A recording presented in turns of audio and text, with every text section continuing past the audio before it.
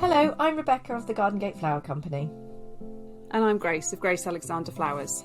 And we've come together to create Stuart and Alexander, Gather at the Garden Gate. A podcast taking you behind the scenes of two gardens, what we've been up to, inside, outside, and out and about. Hello, and welcome to Stuart Alexander. How are you, Grace? I am very well indeed, very well indeed. How are you? Yes, good. The last push of the school holidays. Where is August gone? Where is August gone? August is literally the end of the week, isn't it? Did you blink and miss it? I do feel like I have, and probably it's been because I've spent most of the time, as you and I both do, planning forward. I always do this, plan forward, and then go, oh, this is what happens when you don't live in the moment. Note to self. That's what you had your holiday for. You had your holiday for the sort of enjoying that, and now it's all just... Yes. Yeah, that's really interesting you should say that, actually, because I have been really finding myself, I don't want to launch straight into my out, but really finding myself planning and thinking ahead. And I just spent the morning cleaning out my greenhouse and just chucking anything that I think, oh, that's never going to do anything. And just mentally making notes to order new bags of compost and top up on the labels and find a pen that works. Why do the pens never work when you need them? And yes, just getting quite excited actually about next year. It's funny, do we just do exactly the same things? Because I've just been cleaning out the greenhouse and getting rid of all the pens that I've realised are permanent markers for your labels that don't work either. I think I mentioned to you, didn't know, about how many spider webs I had in ours. It was I don't really have a spider phobia, thank goodness, but it was intense in that little greenhouse for a while there. Ooh. But I feel like I've done the same thing. I know some things take 21 days to germinate, but I've had things there that are like at the end of May that have not germinated.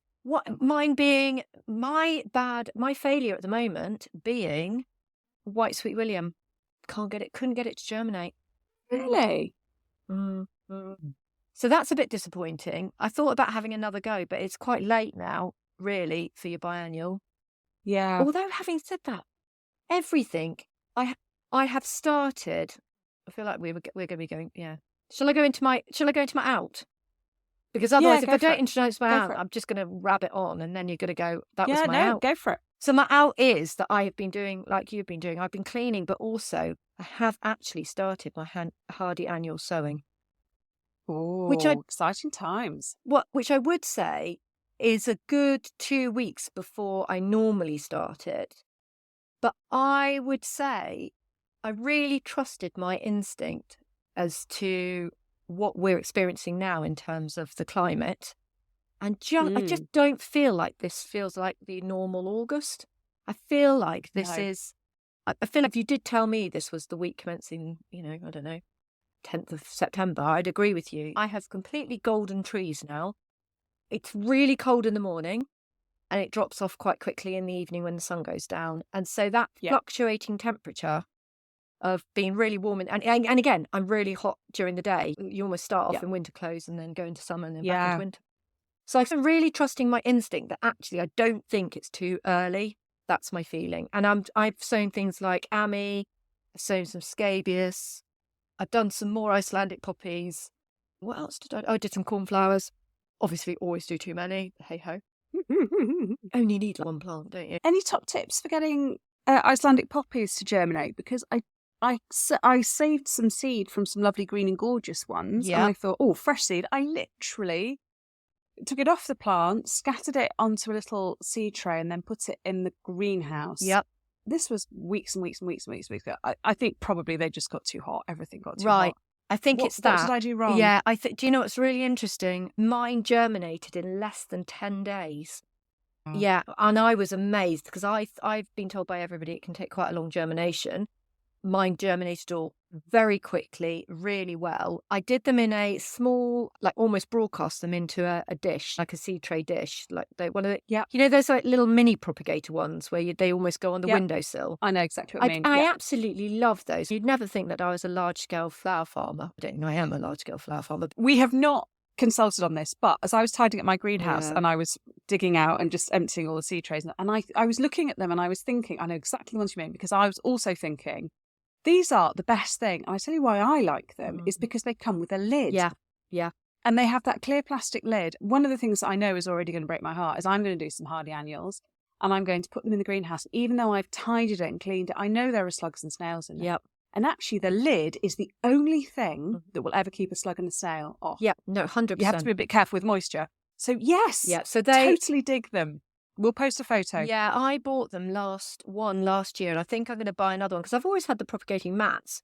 But actually, I just find these, as long as you're happy to prick things out, these are absolutely flipping brilliant. They're lovely. And if anything, going from that windowsill propagator to then more of a bigger cell tray to prick out and then have them on a heated mat if you had to continue because you had a frost area, a low level heat, then great, crack on sort of thing. But I did mine exactly like that. I didn't have the heater on, didn't have the mat on, and they germinated really quickly. It was super fresh seed. I literally picked it and scattered it pretty much the next day. So I think heat is the problem. I don't think I think they really like to get cold.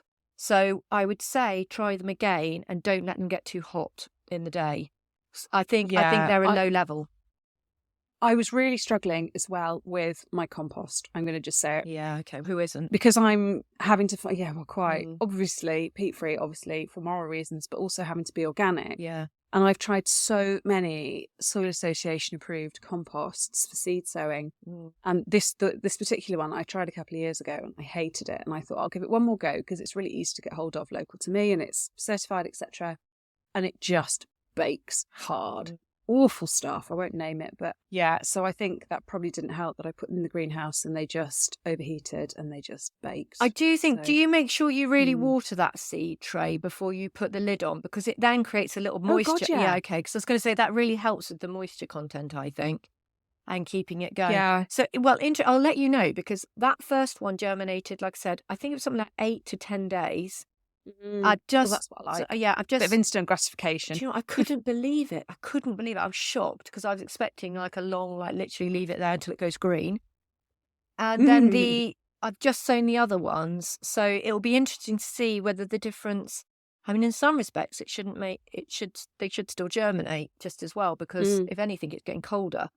But we'll wait and see. Really, I was wondering about sticking on some bottom heat in the day just to get a real oomph in them. And I did do that yesterday. So really? Well, what I did, so hot here. What I did, I'm a little bit shaded here until it's full sun, but because the sun's changed where I am, it's not overly hot. So what I decided to do with those seed trays, I sowed them. It was about, I don't know what time it was about 3:00 in the afternoon yesterday. Sowed them all.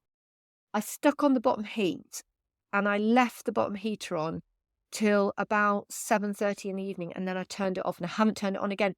But that sort of almost started to get, when it started to get the water evaporation going. So it started to, I just felt like it started to warm up that little house for them.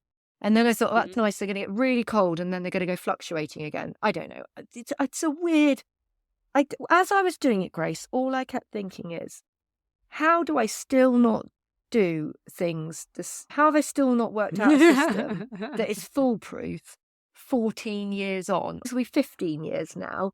How is it still that I'm going, well, try this bit and then I'll try that bit and then I'll do it this way? It's very strange, isn't it? I know. You'd think we'd know what we were doing by now.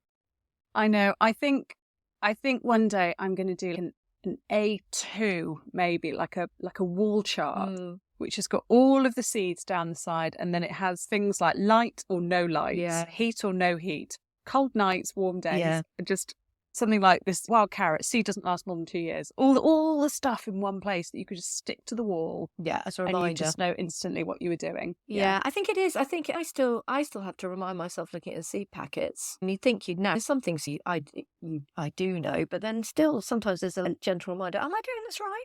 My plan is to get a good crop of autumn sown because I want to get plants out. So the reason as well that I've started these a little bit earlier than maybe 2 weeks' time, I feel like, I mean, we're obviously going to have an Indian summer now or something ridiculous, but my thoughts are if I can get these plants chunky enough that they can go out in October, end of October, they can then overwinter in the field, which is what my intention is for them. I really want to get some really good chunky overwintered ammi cornflowers because they ultimately are absolutely cracking early on in the season.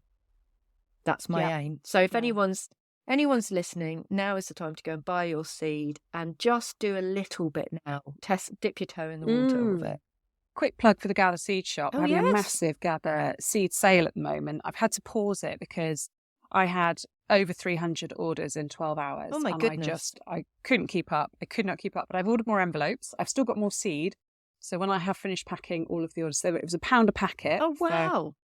Basically whatever I had left that wasn't my own produced organic in conversion seed. So I just wanted to clear it and get a fresh start. Yes, keep an eye out. Plug. One of the things, just going back to reading this back of the seed packets, and one of the things that I was really late to was pre-chilling seed. So that stratification that is so good for some things that have just completely evaded me for years. Larkspur. I am going big on larkspur next year. I love larkspur. There's some really lovely colours, and I bought some really interesting seed, which I'm now going to grow on so that it's organic. But I was chatting to Millie, and she suddenly just dropped into conversation that larkspur is like a sweet pea, is completely self-pollinating. So you have seed that comes true. I was like, really? I'm adding that to my list of, specialist seeds. Yeah, that's good. I have a very erratic relationship with larkspur. One year I've got loads, next year I've got nothing. What I have tended to do with it is actually just keep it in the fridge all the time. So as soon as my delivery of seed comes, in it goes into an airtight box, and into the back of the fridge it goes. Mine's in my seed fridge now. Do you just put it in the packet? Because some things that I've read are that you need to have it both damp and cold. So sometimes I mixed it with a bit of vermiculite and put it in the fridge. And no, I think my husband and my children would kill me. Literally, no. I don't have a seed fridge for one. It sits with all the odd condiments that we never use at the top of the fridge, basically. That the children never get to, and the capers. Capers. Yeah. Oh, not just one jar. Also, not just one jar of capers. At least 3 jars of capers, because whenever you need a dish with capers, you think you need to buy a new jar. But yeah, it's definitely there with 3 jars of capers. So I haven't started those off yet. I do need to. The other thing is just to keep looking at what you've got. I did a massive clear out of my seeds. I think I spoke about it before. I have an top tip. And I think I said this before. I'm sorry if I'm repeating myself. Apologies. It happens a lot now. I wrote the date on the seed packet when my seeds arrived. No. I wrote the month and the year. Yes, because I am dreadful for keeping seed and not really remembering how long the seed is. And I'm really bad at chucking things away. And I have this theory, if I can get a few things to germinate. And what I have realised is that now is becoming a very expensive thing to do, because compost is so expensive. Time is expensive. And actually, the cost of a seed packet, keeping it next year, just go and donate it to your local seed swap. Go and take it to a local primary school. Just hand it to somebody, a hobby somebody. Do you know what I mean? If you are seriously wanting to grow flowers, do not keep. I might be wrong, but I just don't personally think it's worth keeping your seed longer than a year, 2 years. I'm just putting that out there. Oh my gosh. The paradox, though, of I remember one spring a couple of years ago, and I was like, I'm fed up of having all of these seed packets just hanging around. What I need to do is just commit, sow them all, and then throw the packet away. And that was the year I got a mouse in the greenhouse, and I was so frustrated, because usually I do, that's a lot of seed, I'll just do half of that, and then I'll put it back in the box. But no, I was like, I'm fed up of having all this old seed. You just need to. I was so gutted. I just bought everything else again. I just went to the seed order and just did it all again. Repeat. Yeah, exactly. And I think this is the thing. So I did do a massive clear out. I've got a massive bag to pass over, like I said, to the local primary school, which I will do. And I think then it's a case of I've cleaned everything down, like you said, got everything a little bit more organised. I feel really good. Swept everything away. Done the check all the bottoms of your seed trays before you sow them. Especially that little ridge line that goes around the if you put seed trays in with the water. I have trays for water to go underneath them as well, without the holes, because I find that really helpful. Check those as well. So that's what I've been doing out.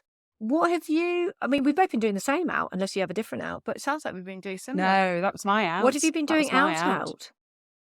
what have I been doing out? I'm going to combine a bit of an in and an out Oh, in a slightly good. weird Go for way. it. I don't know if we don't really speak about it a lot, but I know that you are super into textiles. But I do have a bit of a thing about dyeing fabric. Oh, lovely. So Yes. I rarely get enough time to do it properly because it's a good weekend from start to finish to do a big piece. But I absolutely love it. Oh, yeah. Obsessed.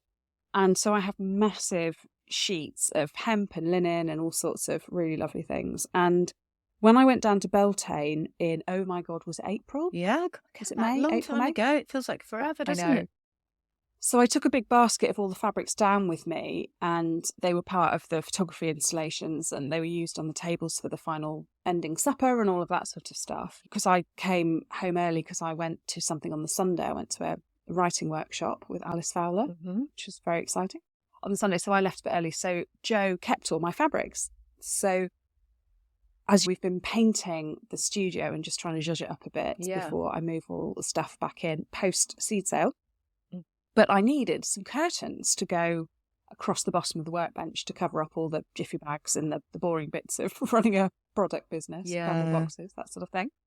And I kept just hinting to Joe that maybe we needed to meet up and it had been too long, etc., etc.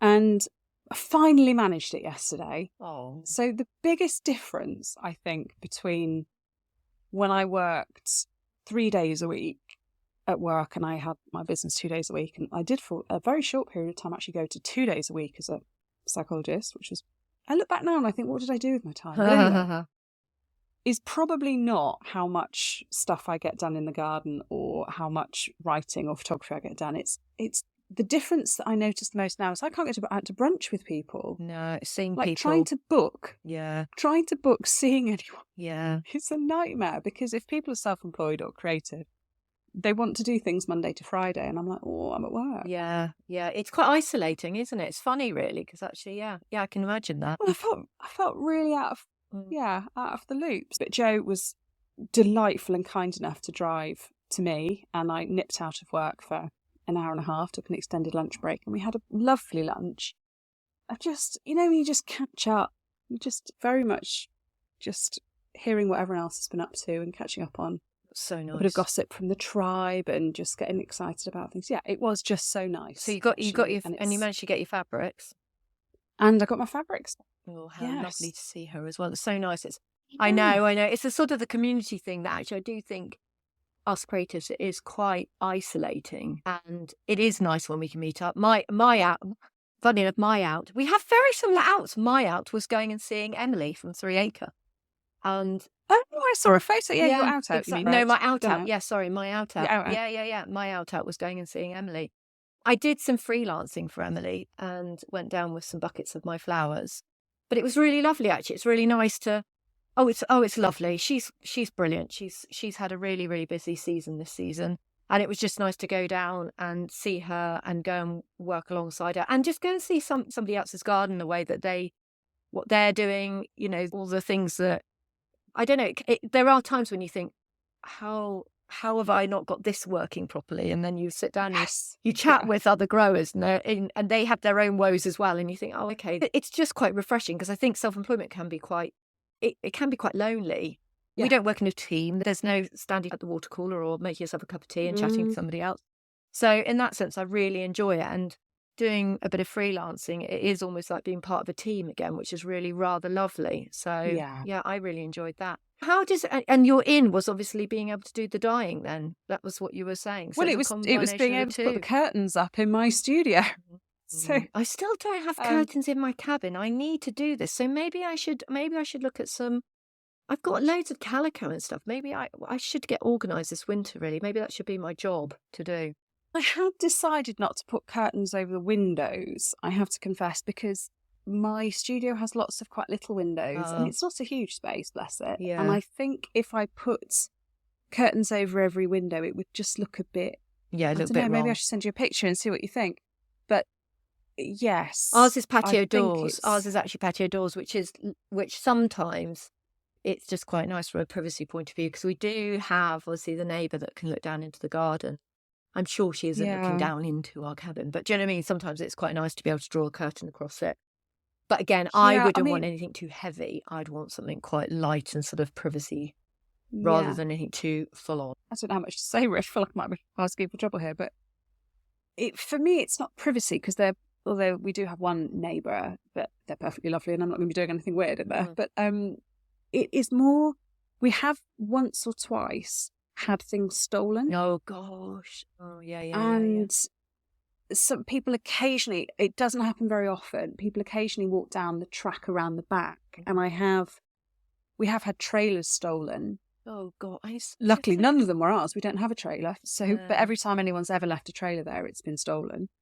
And I did have a box which has just stuff in it, but just happened to have an iPad in it, just disappeared. No. Somebody just opened the door. So I will lock it, but this is a whole dilemma that I have, that I try and have some sort of boundaries. So I have got a proper big computer, like an iMac that I just bought off somebody I knew, just secondhand.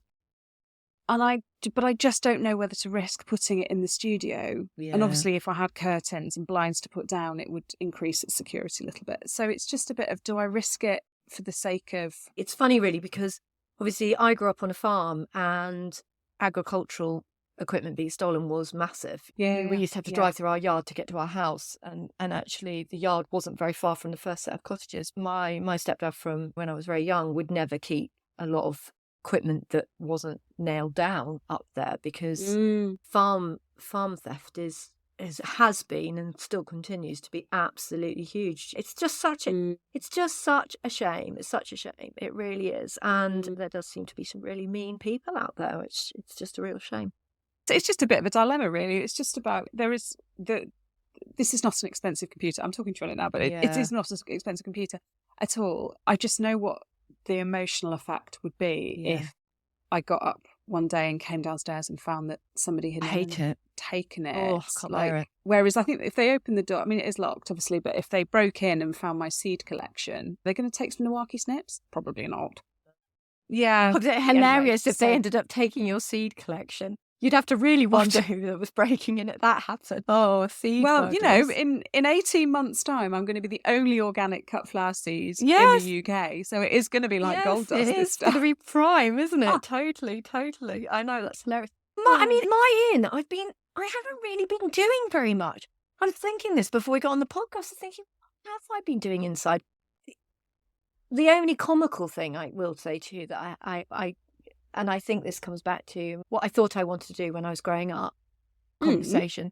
I decided that I've been talking to a few people. I met my sister-in-law actually last night for a drink, and she works in London, and we was discussing how full-on life can be and all that sort of thing. And what would you do if you did things differently? And I just said, I've been basically looking at how I could, because I love my travel, what can I do to travel with my job? And she's just informed me that apparently EasyJet are looking for new air hostesses of our age range. And apparently there's about to be a big recruitment drive for women of our age to try and attract them into air hostesses. I mean, I had been Googling, travel blogging and things like that. And can you make a living? I don't know what's wrong with me at the moment. I've got no idea. Please, if any of my clients are listening to me who have booked me for 2025, 2026, you are perfectly safe, I will say. It's just itchy feet. It's just some weird itchy feet thing. My children are getting older. So the idea of leaving for a weekend and things like that is now actually, I'm getting to the end of having to probably take August holidays. Do you know what I mean? So I feel a shift in what I would quite like to do. World's just opening up for you. Yeah, it is quite exciting. And maybe it's via EasyJet, but actually as an air hostess, I would be brilliant. I have to say, on the way to Corfu, myself, my mum and my husband, row of three, you knew it was a big family party, but we got split up. We had to sit halfway, which meant that we had the escape exit. I'm not going to call it the extra leg room. Extra leg room. But hilariously, have you ever sat on those seats before? Yes, I have, because they look at you. When I went travelling, this is how often I don't fly anymore, when I was 22, Yeah, they took one look at me and they went, yeah, you'd be good in it. You look healthy. Well, hilariously. It's in a crisis. So, yeah, that's how they decide. So literally, we were sat down and this air hostess came along and just said, I'd like to just talk you through what you have to do if we need to evacuate the flight. I was like, all right, okay. And I'm more concerned about where I'm going to put my water and my book. Do you know what I mean at this stage? Anyway, she talked it through and she said, you pull this lever down and you stand on the wing and you direct people out. And I was like, okay, fine. And then she went to go, she goes, and you're happy with all that? And I just went, sorry, I'm just checking. You want me to stand on the wing and direct people out? It's my job. You're not going to be there. You want me to do it? She looked at me. I'd say they didn't do that to me. When I flew Emirates, they didn't really do that for me. And she looked at me and she went, yes, that's exactly it. It would be your responsibility to get passengers, to make sure they got safely out. You would have to stand on the wing and make sure they got safely out of the plane. I went, interesting. She went, do you feel like you could do that? I went, yes, I think I could do that, actually. And she said, that's fine, because she said, we could move you and get some... no, I'd be going. And then she looked at me, she said, looked at me, she went, the chances are very, very rare. And I went, no, that's great. You're fine with me. I can do that. I was just literally... Oh, my goodness. But I don't think I thought maybe I'd be the one that had to open the window. I didn't think I would have to... I thought I'd then be like, life jacket on, let's save yourself first. myself. Yeah, but no, apparently I've got to get every bloody person off the flight safely. Anyway, that didn't obviously happen and I'm fine. But now I'm thinking I probably could be an air hostess, I reckon. You could just exude calm and competency. Oh, I just think I'm bossy. I don't think it's calm. I think I could just really tell somebody what to do. Yeah. Air hostessing is the way forward. Yeah. I don't know, the night shifts. I'm not sure I could do nights. Oh, no, I can't do nights. And I don't want to go to any towns that I wouldn't want to go to anyway. And I'd really only want to fly to places that had nice gardens that I could stop over and look at. So I think I'm limited with EasyJet, if I'm honest. So I'm not entirely sure. But it was quite hilarious that I just had this conversation with my sister-in-law. But prior to it, I'd already been researching. And what came up was the EasyJet option. I don't know, very itchy feet, don't quite know what's going on. Think I should maybe meditate a bit more often or something. Oh, I don't know, just embrace the adventurousness. I think that's fine. That's all right, that's fine. Okay, yeah, exactly. Don't fight it. I think this is always the way that happens just before I'm about to go into really busy season. So I'm just about to go into a really busy September and one of my biggest weddings of the year. And it always makes me a little bit heightened. Do you know what I mean? It's like everything's a bit, Yeah, of course. Yeah, but it's all good. It's all good, really. It's all fine. With that in mind, I was just looking at my diary to see if we had the last episode of season 2 already booked in, and I think we might have had a conversation that you were so super busy we were going to just have to play it bit by ear. So there might be a small delay. There might be a small delay. There is a possibility I could record one next week, but it has to be earlier in the week. I'd have to do up to Wednesday. We normally record on a Thursday, don't we? Thursday afternoon. We do Friday to edit and I know exactly. So it's whether you can sneak a lunchtime appointment or we do an evening. So we'll have to maybe confer with the diaries. We'll work something out. But then we are literally at the end of our season, aren't we? We are at the end of the season. So everyone's going to have a little break from listening to me talking about plums. Oh, that's so funny. A huge shout out to the lovely, lovely lady who said she was so inspired by me talking about my plum trees that she went out and bought trees. Did she? Yes. I love that. How sweet is that? I love that. I love that. Oh my goodness, we've inspired people to plant trees. I reckon that's a win. I reckon that is a win. I'm a plum influencer. Oh I'm a stone fruit influencer. I love that. I love that. Oh, yeah. I've probably influenced people to go on holiday and you've influenced people to plant a tree. Hopefully the carbon footprint's weighed itself out or something. Let's hope. And then are we going to come back for like our winter season? That could be quite nice, couldn't it? We promised autumn. Did we promise autumn? A late autumn? We promised autumn. So in October. Yeah. I'm here for autumn. Okay. So, yeah. Well, since you've quietened down a bit. I've quietened down in October. So if people can bear with us through September, I'd love people just to message me and check I'm all right, though, because it's going to be so busy and I will miss checking in. You will text me, won't you? Yeah, of course I will. Oh, good. I won't text you from either Fortnum's or Brit's press launch because I know you're gutted to be missing both of those That things. is my really busy week and I'm really upset about it. I know. I cannot believe it. I really can't. And dear Brit, I'm so sorry I can't make hers. I would have loved to have gone. Joe's coming, though. Oh, So great. that's exciting. I thought she'd be stuck at Strawberry Hill, but she's not, because their press opening night drink thing is the Thursday night. So she is going to set up. I love people that make it all work. I never seem to make it all Oh, work. she's got the best week. She's just doing everything everywhere. It's hilarious. Ugh, But not yes, at all I'm envious. I'm gonna take my camera and I'm gonna take lots of pictures and I will text you. to Maybe check we'll that put you some are. nice content up on Stuart Alexander, just so that if you're not listening, you can still follow some nice Instagram stuff of what's going on. Should we do Yeah. that? That would be quite nice, won't it? Let's do that. Oh, Let's do Grace, it's that. lovely chatting to you. I've really enjoyed. You too. Hopefully we get another episode. I'm not promising, but it would be really nice to get another episode in, even if it's a shortened goodbye. And a Yes. huge thanks to everybody that's listened to us this season. It's been really, really nice. We've had some lovely, lovely comments from people. Oh, you're getting all final. I'm I not ready for know. final. I'm not ready Okay. to end this season. All right, But we're not doing that quick fire question thing again for the next one, because we tried to do that for season 1's episode 10. And we made all sorts of disclosures that we suddenly weren't comfortable about. God, it's not great, was it? Although, yeah. So yeah, it's yeah. I've carefully deleted that, never to see the light of day. I thought it was quite funny in places, though, actually, personally. But yeah, I know, maybe a little bit too over the top. Yeah. You know what? Everyone's going to Oh. demand it now, aren't they? That's the problem. Slightly too many truths came out, I think, because we were both on the spot. Yeah, exactly. We definitely need to think some things through. Yeah, no, totally. Yes. Oh, listen, I'm going to go out and Bye, take the lovely. dog for a walk because it's actually a beautiful afternoon here. So I'm going to go and do that. Well, I've got 3 sacks to go to the post office, so that's where I'm off well to done. now. So if you need your seed, yeah. Yes, in Newseed, keep an eye. I will send an email out just when the shop's open again. But yeah, I have to scatter across different post offices around town because I can't go into one post office with all of my post. Oh my goodness. So Oh my goodness. anyway, Yeah, I love that. Yeah, you get frowning people in it's so queues, don't funny. you? I expect.